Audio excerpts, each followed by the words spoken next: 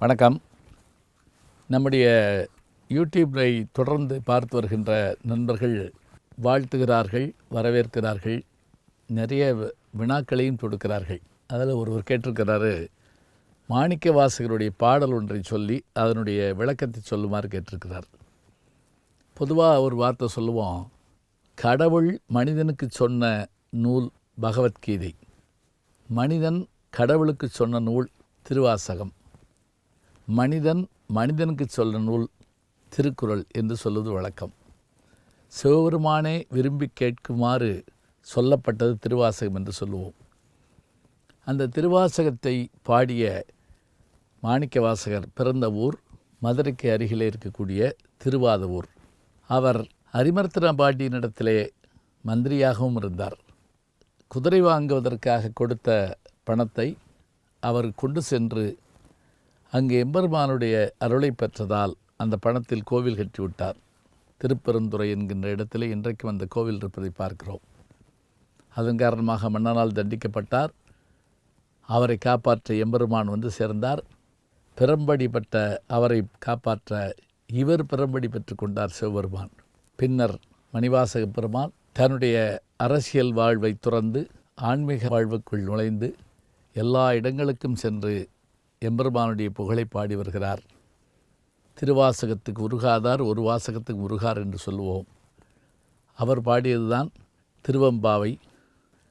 அதுபோல் அவருடைய தொல்லை இரும்பிறவி சூழும் தலை நீக்கி அல்லல் அறுத்து ஆனந்தமாக்கியதை எல்லை மறுவா நெறிலிக்கும் வாதவூர் என்பவன் திருவாசகம் என்னும் தேன் என்று பாராட்டப்படுகின்ற நமச்சிவாய வாழ்க நாதந்தாள் வாழ்க என்கின்ற அதனை சொல்லுகிற சிவபுராணத்தை சொல்லுகிற போதே நம்முடைய மெய்சிலிருக்கும். ஜியு போப் என்ற மேல்நாட்டு அறிஞர் தமிழகத்திற்கு வந்தவர். தன்னுடைய மதத்தை பரப்ப வந்தார்.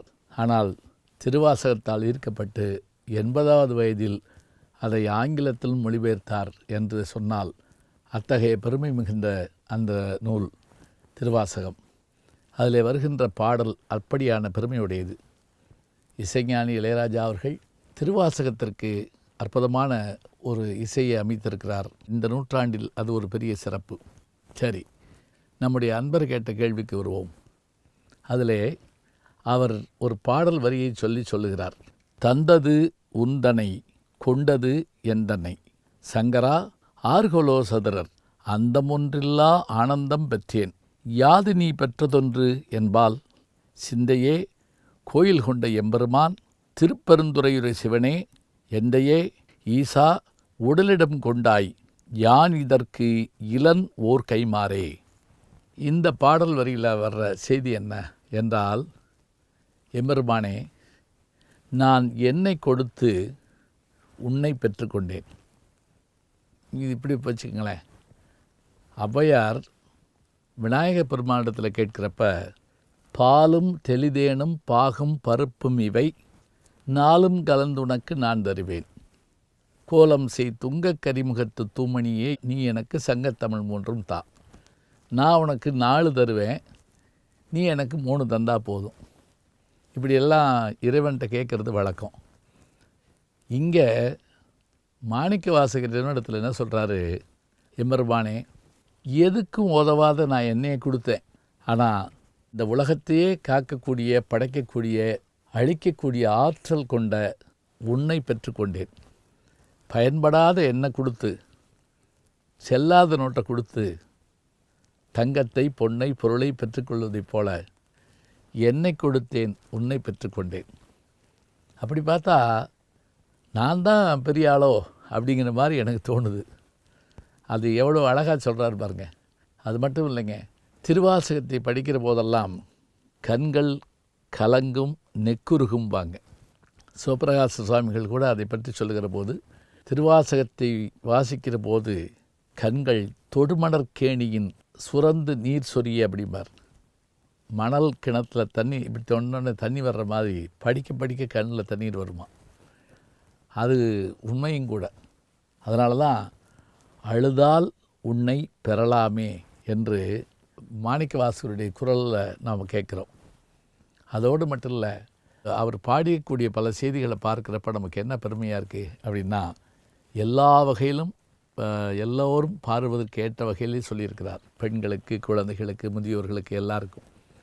பெண்கள் விளையாட்டுக்கு ஏற்றபடியாக அம்மானை சின்ன சின்ன அச்சோபத்து என்றெல்லாம் பாடியிருக்கிறார்.